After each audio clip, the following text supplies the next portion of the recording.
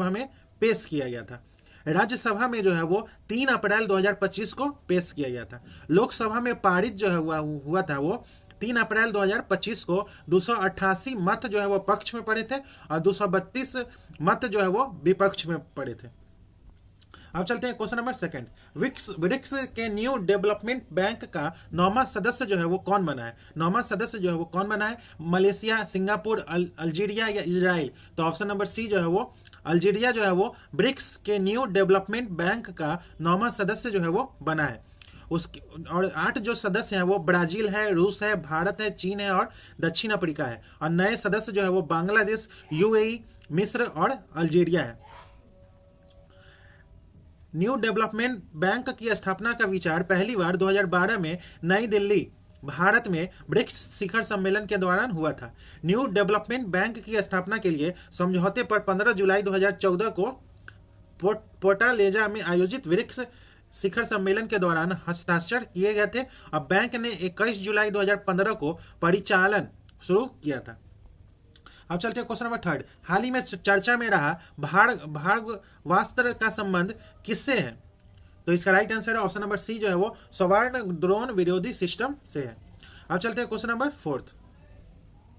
किस आईआईटी के द्वारा मिट्टी में मौजूद विषैले प्रदूषकों को खत्म करने के लिए बैक्टीरिया विकसित किया गया? कौन सा आईआईटी खड़गपुर है, आईआईटी बॉम्बे, आईआईटी कानपुर या आईआईटी रोपन?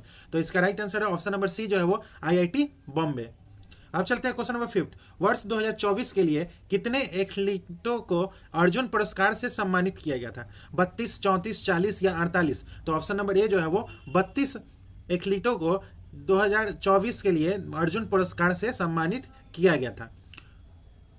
और 4 खिलाड़ियों को मेजर ध्यानचंद खेल रत्न पुरस्कार से सम्मानित किया गया था। उसमें बनु भाकर, हरमनप्रीत सिंह, डी गुकेश और प्रवीण कुमार को मेजर ध्यानचंद खेल रत्न पुरस्कार से सम्मानित किया गया था। अब चलते हैं क्वेश्चन नंबर 6। आईसीसी अंडर 19 महिला 2020 विश्व कप 2025 का आयोजन किस देश में होगा? बांग्लादेश, श्रीलंका, भारत या मलेशिया? तो ऑप्शन नंबर डी जो है वो मलेशिया में होगा। इस विश्व कप में भारत ने दक्षिण अफ्रीका को हराकर 9 विकेट से हराकर यह खिताब हासिल की है। अब चलते हैं क्वेश्चन नंबर 7। राष्ट्रीय मानव अधिकार आयोग के अध्यक्ष के रूप में किसे नियुक्त किया गया है? तो B Rama Subramaniam, option number A जो है इसका राइट आंसर है। अब चलते हैं क्वेश्चन नंबर 8 पे। फरवरी 2025 में भारत के कितने नए वेटलैंड्स को रामसर साइट का दर्जा दिया गया है? 4, 7, 5 या 8? तो ऑप्शन नंबर ए जो है वो 4 साइट को रामसर, नए वेटलैंड को रामसर साइट का दर्जा दिया गया है। इसमें झारखंड के उदवा झील, तमिलनाडु के थेर ठंगल पक्षी अभ्यारण्य और सक्कर कोटई पक्षी अभ्यारण्य और सिक्किम में खेचे ओपरी वेटलैंड्स शामिल है। अब चलते हैं क्वेश्चन नंबर 9 पे। हाल ही में किस राज्य सरकार ने दीनदयाल उपाध्याय भूमिहीन कृषि मजदूर कल्याण योजना शुरू की है? उत्तर प्रदेश, झारखंड, राजस्थान या छत्तीसगढ़? तो ऑप्शन नंबर डी जो है वो छत्तीसगढ़ इसका राइट आंसर है।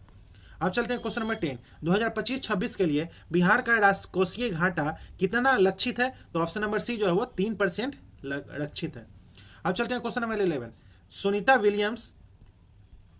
सुनीता विलियम्स का वह सहकर्मी कौन है जो उनके साथ अंतरिक्ष में फंसा था? कौन सा अंतरिक्ष में फंसा था, कौन है? तो बुच बिलमोर है। ऑप्शन नंबर ए जो है इसका राइट आंसर है।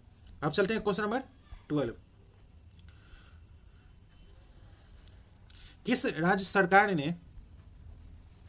राज्य सरकार द्वारा वन संरक्षण के लिए महाभारत वाटिका की स्थापना की गई है? उत्तराखंड, राजस्थान, हरियाणा या बिहार? तो इसका राइट आंसर है ऑप्शन नंबर ए जो है वो उत्तराखंड इसका राइट आंसर है। अब चलते हैं क्वेश्चन नंबर 13। 18वीं भारत वन स्थिति रिपोर्ट 2023 के अनुसार क्षेत्रफल की दृष्टि से सबसे अधिक वन एवं वृक्ष आवरण वाले शीर्ष 3 राज्यों का सही क्रम जो है वो कौन सा है? तो मध्य प्रदेश है पहला, दूसरा अरुणाचल प्रदेश है, तीसरा महाराष्ट्र है। ऑप्शन नंबर ए जो है इसका राइट है। मध्य प्रदेश में 85,724 किलोमीटर, अरुणाचल प्रदेश में 67,083 किलोमीटर और महाराष्ट्र में 65,383 किलोमीटर है। अब चलते हैं नेक्स्ट क्वेश्चन पे, क्वेश्चन नंबर 14। हाल ही में किस देश के संसद द्वारा पर्वत को कानूनी व्यक्ति का दर्जा दिया गया है? कौन से संसद? तो श्रीलंका, नेपाल, ऑस्ट्रेलिया या न्यूजीलैंड? तो ऑप्शन नंबर डी जो है वो न्यूजीलैंड इसका राइट आंसर है। अब चलते हैं नेक्स्ट क्वेश्चन पे, क्वेश्चन नंबर 15। 76वें गणतंत्र दिवस समारोह 2025 के मुख्य अतिथि के रूप में कौन शामिल हुए हैं? तो इसका राइट आंसर है ऑप्शन नंबर ए, प्रबोवो सुबियांतो, जो है इंडोनेशिया के राष्ट्रपति। अब चलते हैं नेक्स्ट क्वेश्चन पे, क्वेश्चन नंबर 16। बिहार के कितने व्यक्तियों को वर्ष 2025 में पद्म पुरस्कार देने की घोषणा की गई है? 5, 7, 6 या 9? तो इसका राइट आंसर है ऑप्शन नंबर सी जो है वो 7 व्यक्तियों को देने की घोषणा की गई है। पहला जो है वो शारदा सिन्हा, पद्म विभूषण मिला है कला के क्षेत्र में। सुशील मोदी को पद्म भूषण मिला है सार्वजनिक मामलों में। आचार्य किशोर कुणाल को पद्मश्री मिला है समाज सेवा में। डॉक्टर हेमंत कुमार को पद्मश्री मिला है चिकित्सा में। विजय नित्यानंद सुरीश्वर जी को पद्मश्री मिला है अध्यात्म में। भीम सिंह भवेश को पद्मश्री मिला है समाज सेवा में। अब चलते हैं क्वेश्चन नंबर 17। हाल ही में 14 अप्रैल 2025 को भीम राव अंबेडकर की कौन सी जयंती जो है वो मनाई गई है? तो 135वीं जयंती मनाई गई है। अब चलते हैं नेक्स्ट क्वेश्चन पे, क्वेश्चन नंबर 18। भारतीय सेना ने 13 मई को कहां पर ऑपरेशन केरल लॉन्च किया है? छत्तीसगढ़, पंजाब, राजस्थान या जम्मू कश्मीर? तो इसका राइट आंसर है ऑप्शन नंबर डी जो है वो जम्मू कश्मीर में। ऑपरेशन सिंदूर के बाद भारतीय सेना ने 13 मई 2025 को दक्षिण कश्मीर के सोफिया के सोकल केरल के घने जंगलों में एक उच्च तीव्रता वाला आतंकवाद विरोधी अभियान शुरू किया है। यह अभियान जो है वो हथियारों से लैस आतंकवादियों के छिपे होने की रिपोर्ट मिलने के बाद शुरू किया गया है। और भी ऑपरेशन जो किया गया है भारतीय सेना के द्वारा वो है ऑपरेशन सर्वशक्ति, जो है वो भारतीय सेना द्वारा जम्मू कश्मीर में शुरू किया गया आतंकवाद विरोधी अभियान है। ऑपरेशन इंद्रावती जो है वो हैती से भारतीयों को निकालने के लिए शुरू किया गया है। ऑपरेशन कामधेनु जो है वो जम्मू कश्मीर पुलिस द्वारा मवेशी तस्करी पर रोक लगाने के लिए किया गया है। ऑपरेशन बॉम्बे बकेट जो है वो उत्तराखंड के जंगलों में आग को बुझाने के लिए किया गया है। अब चलते हैं नेक्स्ट क्वेश्चन पे, क्वेश्चन नंबर 19। ग्राम सभा का सदस्य होने के लिए क्या अपेक्षित नहीं है? नमस्कार दोस्तों, आप सबों का सपना एक नौकरी को पाना है।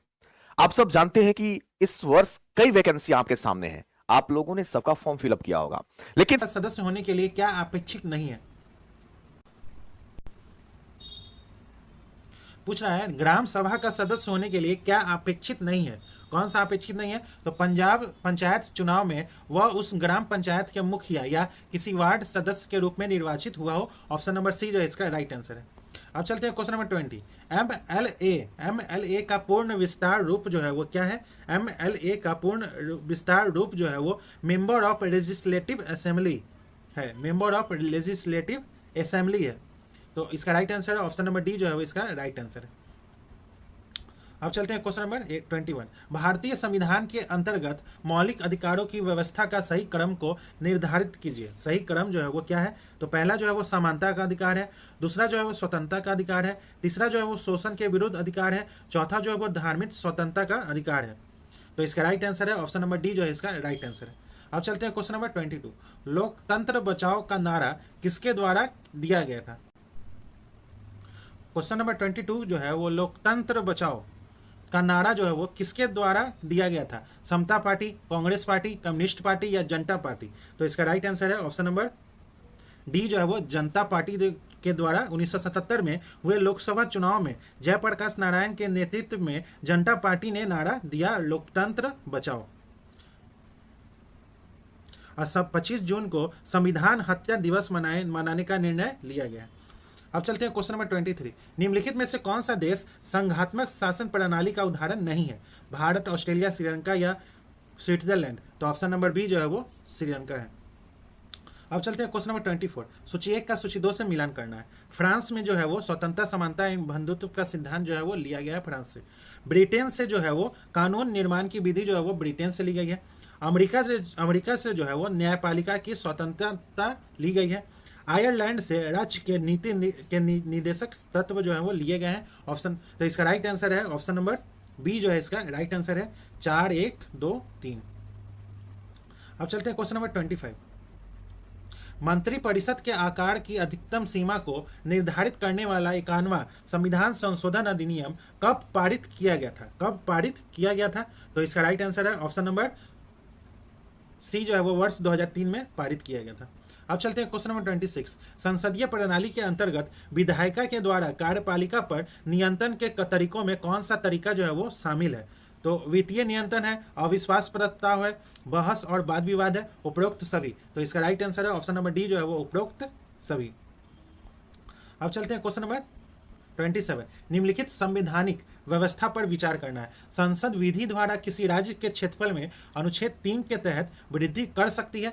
संसद विधि द्वारा संघ में नए राज्यों को अनुच्छेद 4 के तहत प्रवेश दे सकती है। तो इसका राइट आंसर है ऑप्शन नंबर ए, केवल एक जो है वो सही है।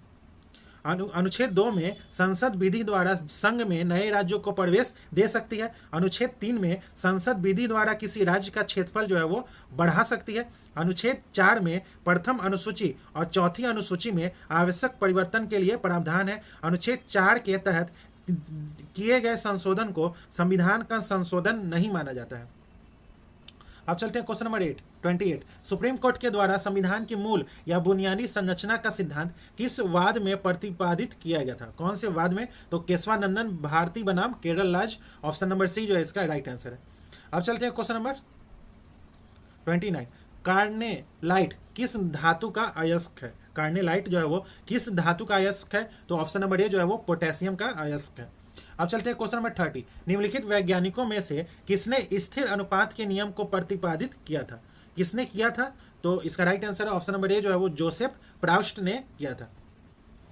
अब चलते हैं क्वेश्चन नंबर 31। किस बिंदु पर फ़ारेनहाइट तापक्रम जो है वो सेंटीग्रेड तापक्रम का 2 गुना होता है? तो इसका राइट आंसर है ऑप्शन नंबर सी जो है वो 160 डिग्री सेंटीग्रेड पर 2 गुना होता है। अब चलते हैं क्वेश्चन नंबर 132। निम्नलिखित में से गलत कथन की पहचान करना है। इसमें से कौन सा गलत है निम्नलिखित में से? तो